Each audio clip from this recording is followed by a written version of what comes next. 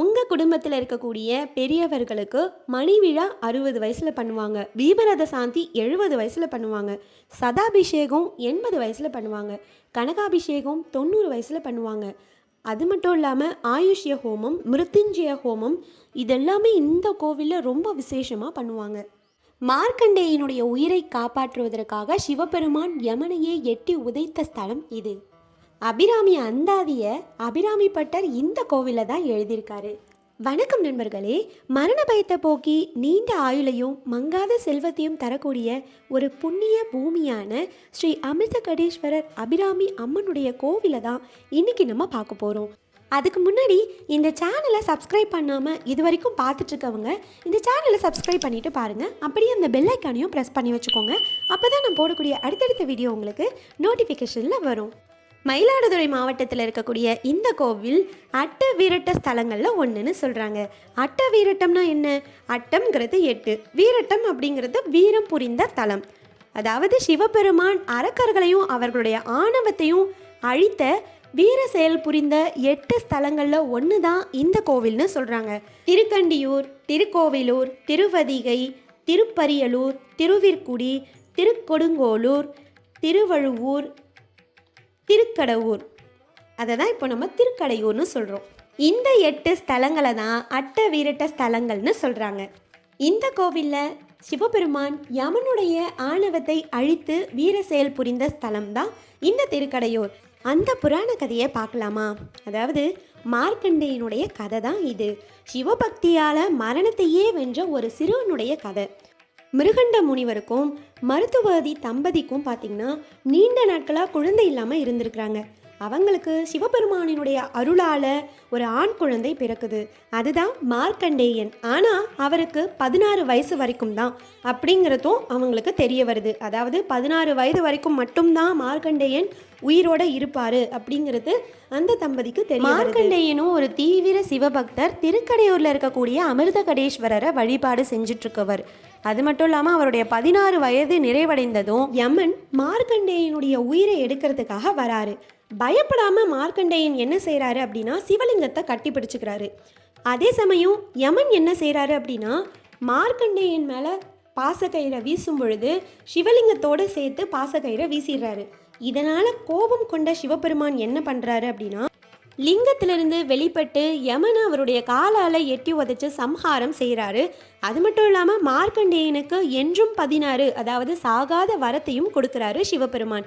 இதனால் இங்கே இருக்கக்கூடிய சிவபெருமான் கால சம்ஹார மூர்த்தியாகவும் அழைக்கப்படுறாரு. அஸ்வத்தாமன், மகாபலி சக்கரவர்த்தி, வேதவியாசர், ஹனுமன், விபீஷணன், கிருபாச்சாரியார், பரசுராமர் இவங்கள மாதிரி சாகாத வரம் பெற்றவர்களில் ஒருத்தர் தான் மார்க்கண்டேயர்.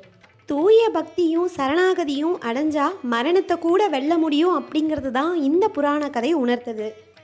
சிவபெருமானினுடைய அற்புதத்தை பார்த்தோம். அதே மாதிரி அமாவாசை தினத்தில் பௌர்ணமியாக காட்சி தந்த அபிராமி அம்மனுடைய அதிசயத்தையும் பார்க்கலாம். அபிராமி அம்மன் மீது தீராத பக்தி கொண்ட அபிராமி பட்டர் வாழ்ந்ததும் இந்த திருக்கடையூரில் தாங்க.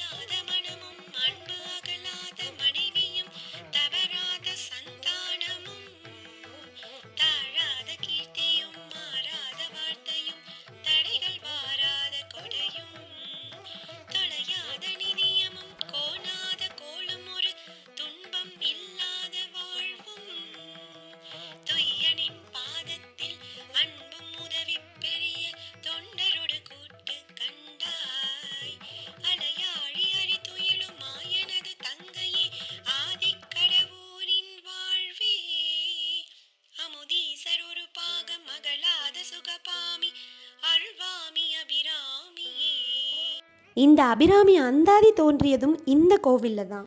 இந்த திருக்கடையூரில் 18ஆம் நூற்றாண்டில் சுப்பிரமணிய ஐயரா பிறந்தவர் தான் அபிராமி பட்டர். இவர் அபிராமி அன்னையின் மீது தீவிர பக்தி கொண்டவர். இவர் இந்த அமிர்தகடேஸ்வரர் கோவிலில் தான் அர்ச்சகராக வேலை பார்த்துருக்கிறாரு. ஆழ்ந்த தியானத்தில் இருப்பார் அதிகபட்ச நேரம். அந்த சமயம் இந்த கோவிலுக்கு சரபோஜி மன்னர் வராரு. அவர் ஒரு அமாவாசை இரவில் தான் அந்த கோவிலுக்கே வராரு. சுப்பிரமணிய ஐயரும் ஆழ்ந்த தியான நிலையில் இருக்கிறத பார்க்குறாரு. அவர்கிட்ட போயிட்டு இன்னைக்கு என்ன திதி அப்படின்னு சொல்லி கேட்குறாரு. தியானத்தில் ஆழ்ந்திருந்த அந்த அர்ச்சகர் தவறுதலாக அன்னைக்கு பௌர்ணமி திதி அப்படின்னு சொல்லிடுறாரு. ஆனால் அன்னைக்கு உண்மையிலேயே அமாவாசை திதி தான் நடந்துட்டு இருந்துச்சு. அதனால் கோபம் கொண்ட மன்னர் என்ன பண்ணுறாரு, உனக்கு மரணம் நிச்சயம், இன்னைக்கு மட்டும் பௌர்ணமி திதி உதிக்கலை அப்படின்னா அப்படின்னு சொல்லிட்டு கோபத்தோடு சொல்கிறாரு. அதனால் அந்த அர்ச்சகரை என்ன பண்ணுறாங்க, ஒரு ஊஞ்சல் மாதிரி ஒரு 100 கயிறுகளை கட்டி தொங்க விட்டு ஒரு பலகைக்கு மேலே அவரை நிற்க வைக்கிறாங்க. அதுக்கு கீழே பார்த்திங்கன்னா ஒரு தீக்குழியை எரியவும் விடுறாங்க. அவர் உடனே என்ன பண்ணுறாரு, தேவி அபிராமி அன்னையை போற்றி பாடல் பாட ஆரம்பிக்கிறாரு. அப்படி அபிராமி அந்தாதி தோன்றினதும் அந்த சமயம்தான். ஒவ்வொரு பாடலாக பாடும் பொழுது ஊஞ்சலினுடைய ஒரு பலகையில் இருக்கக்கூடிய அந்த கயிறை ஒன்று ஒன்றா வெட்டி போடுறாங்க. இப்படியே 79வது செய்யுளை அவர் பாடும் பொழுது அவர் தேவி மீது கொண்ட அந்த தீவிர பக்தியின் காரணமாக தன்னுடைய பக்தனை காப்பாற்றுவதற்காக அந்த அபிராமி அன்னையே தோன்றி அவருடைய காதணியை கழட்டி வானத்தில் தூக்கி வீசுகிறாங்க. அப்போது அந்த காதணி ஒரு முழு நிலவாக பிரகாசிக்க தொடங்குது. இந்த அற்புதத்தை கண்ட அந்த மன்னன் அந்த அர்ச்சகரை வணங்க ஆரம்பிக்கிறாரு. மன்னர் தான் செய்த தவறையும் உணர்றாரு. அந்த சுப்பிரமணிய அர்ச்சகரை அபிராமி பட்டர்னு எல்லோருமே கூப்பிட ஆரம்பிக்கிறாங்க. தை அமாவாசை தினத்தில் அபிராமி பட்டர் அருளிய அபிராமி அந்தாதியுடைய 100 பாடல்களில் ஒவ்வொரு பாடலாக பாடும் பொழுது ஒவ்வொரு இலையாக வெட்டுவாங்க. அதே மாதிரி 78வது பாடல் முடிந்து 79வது பாடல் பாட தொடங்கும் போது அபிராமி அன்னை அவங்களுடைய காதணியை எரிந்து முழு நிலவாக தோன்ற வச்சாங்க இல்லையா, பௌர்ணமி மாதிரி. அந்த காட்சி மாதிரியே அந்த நிகழ்வின்படி 79வது பாடல் பாடும் பொழுது அம்பாளுக்கு விசேஷ பூஜை எல்லாமே செய்வாங்க. அதன் பின்னர் அம்பாலும் அபிராமி பட்டரும் திருவீதி உலா வருவாங்க. அது மட்டும் இல்லாமல் தேவர்கள் பார்க்கடலை கடைந்த போது அவர்களுக்கு கிடைத்த அந்த அமிர்தத்தை விநாயகருக்கு பூஜை செய்யாமல் அவங்க சாப்பிட்றதுக்கு முயற்சி பண்ணுறாங்க. அதனால விநாயகர் என்ன பண்ணுறாரு, அமிர்த கலசத்தை மறைச்சு வைக்கிறாரு. அந்த கலசமே ஒரு லிங்கமாக மாறியதுனால தான் இங்கே இருக்கக்கூடியவர் அமிர்த கடேஸ்வரர் அப்படிங்கிற திருநாமத்தோடு அழைக்கப்படுறாரு.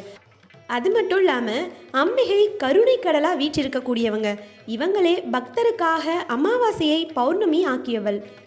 இந்த தலம் பார்த்தீங்கன்னா அட்டவிரட்ட ஸ்தலங்களில் காலனை வென்ற ஸ்தலம். திருக்கடையூர் அப்படின்னாலே ஆயுள் விருத்தி பூஜை தான் எல்லாருக்கும் ஞாபகம் வரும்.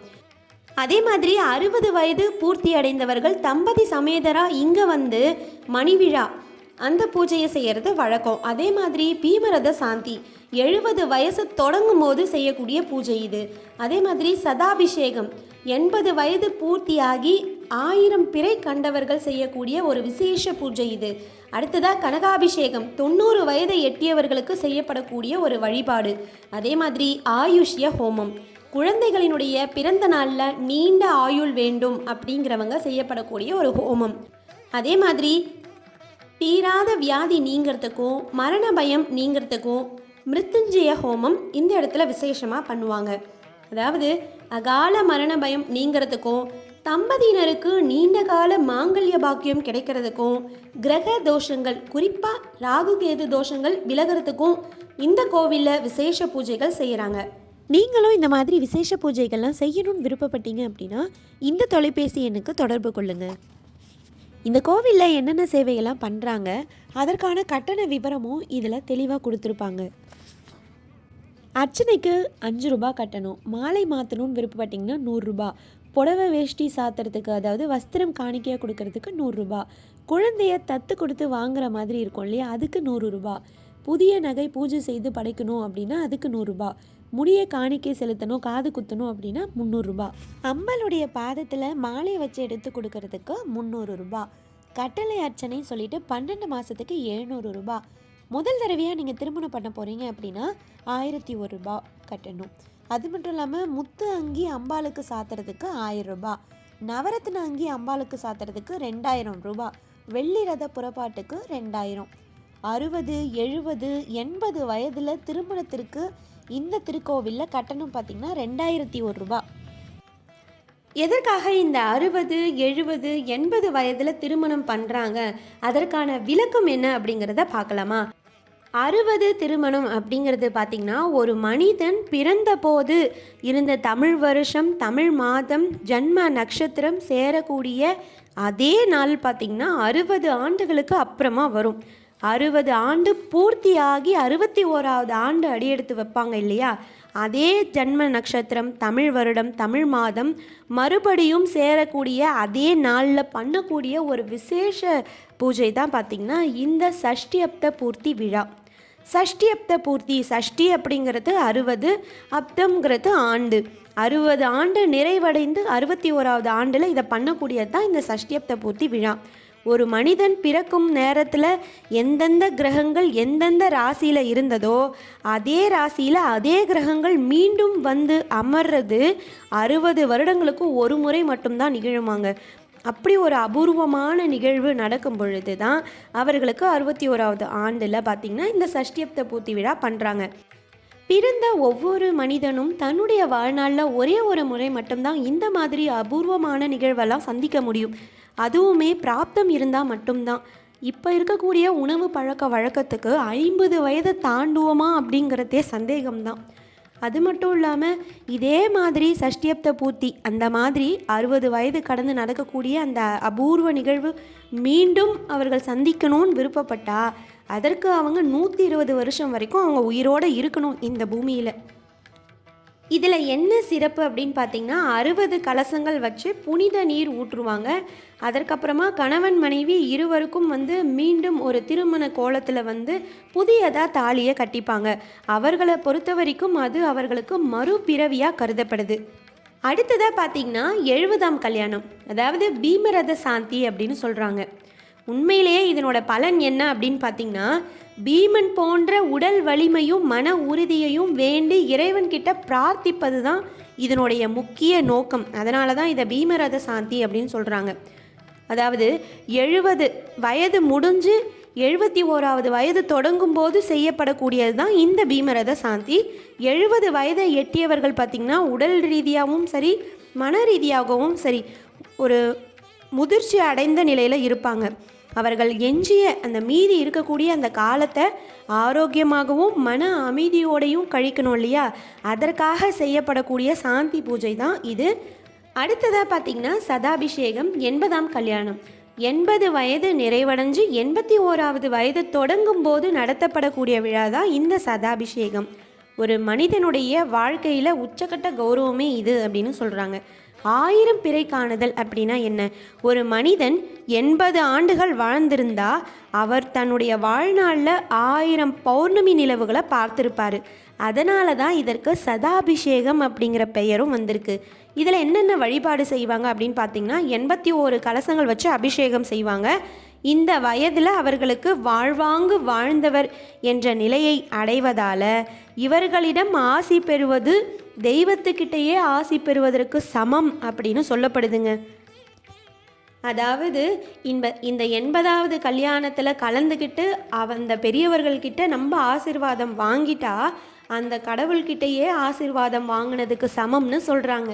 உங்கள் குடும்பத்திலையும் இருக்கக்கூடிய முதியவர்களுக்கு 60, 70, 80 கல்யாணம் பண்ணி வச்சு நீங்களும் உங்கள் குடும்பத்தோட சந்தோஷமாக இருங்க, கடவுளுடைய ஆசையோடு. உங்களுக்கு தெரிஞ்ச வேறு ஏதாவது கருத்துக்கள் இருந்தாலும் அதை கமெண்ட்டில் சொல்லுங்கள். இந்த வீடியோவை பார்த்துட்ருக்கவங்க யாராவது 60, 70, 80 கல்யாணம் முடிச்சிருந்தீங்க அப்படின்னா மறக்காமல் உங்களுடைய அனுபவத்தையும் கமெண்ட்டில் சொல்லுங்கள்.